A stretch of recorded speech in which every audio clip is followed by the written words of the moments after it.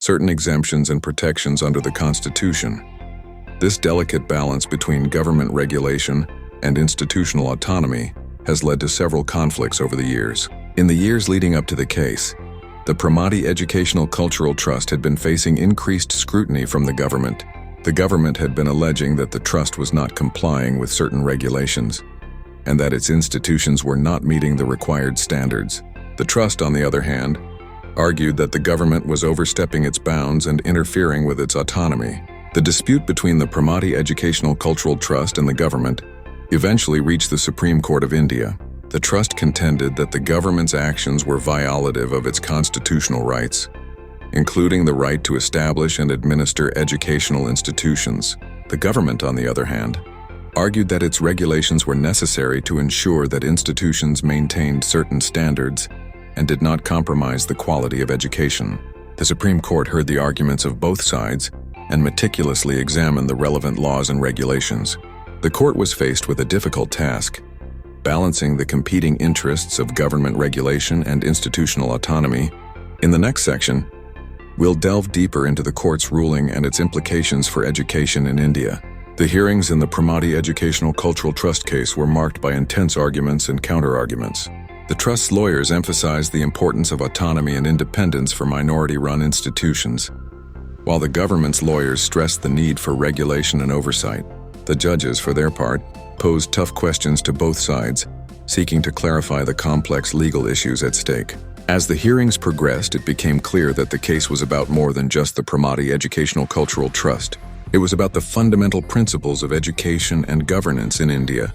The court's ruling would have far-reaching implications for thousands of educational institutions across the country and would shape the course of education policy for years to come. The Pramati Educational Cultural Trust case raises important questions about the role of the state in education.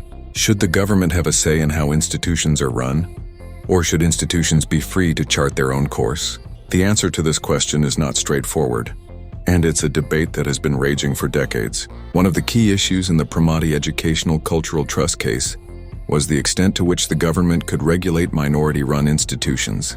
The trust argued that the government's regulations were overly intrusive and compromised its autonomy.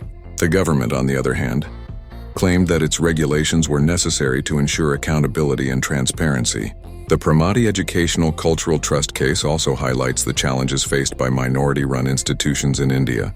These institutions often face discrimination and bias, and their autonomy is constantly under threat.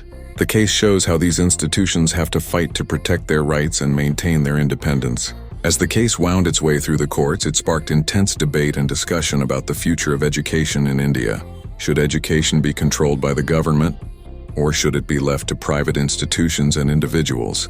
The Pramati Educational Cultural Trust case forced Indians to confront these difficult questions and to think critically about the role of education in society.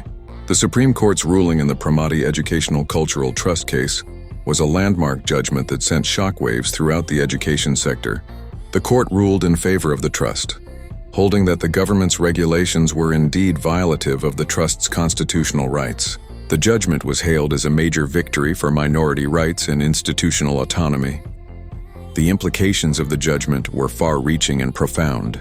It marked a significant shift in the balance of power between the government and educational institutions. It also sent a strong message to minority-run institutions that their rights would be protected and respected. The Pramati Educational Cultural Trust case has had a lasting impact on education policy in India. It has led to a renewed focus on institutional autonomy and the promotion of diversity and inclusivity in education. The case has also led to a re-evaluation of the government's role in education, with many arguing that the state should play a more minimalist role.